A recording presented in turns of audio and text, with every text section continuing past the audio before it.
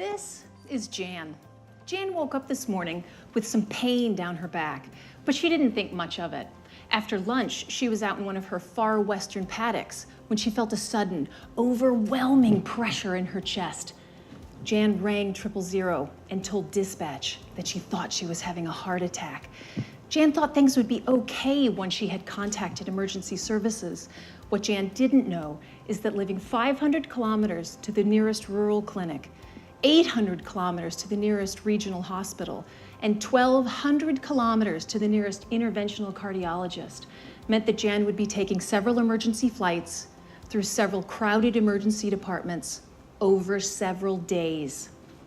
What we do know is the longer that it takes Jan to receive the definitive care that she needs, the higher likelihood of prolonged hospital stays, permanent disability, poor quality of life, and death.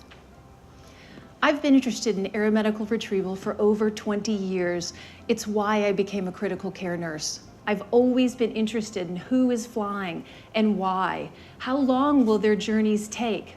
Who dies? Right now, we don't know. Those questions have brought me here today. Aeromedical retrieval includes both helicopter and fixed-wing aircraft for emergency medical purposes. It provides a vital link for all of us, regardless of where we live when we need it most. But it's a limited resource. We need to ensure that they're distributed wisely to be effective and efficient.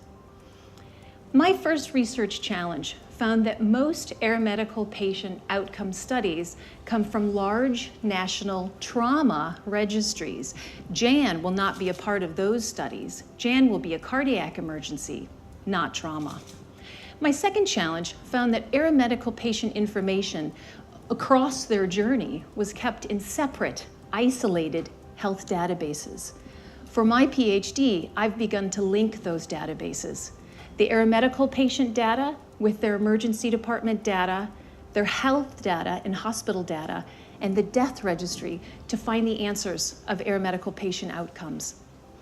I hope the results of my study will uncover patterns of illness and injury in communities like Jan's. I hope that Jan will receive the best timely care possible because we see her whole comprehensive journey through a more integrated emergency care system. Thank you.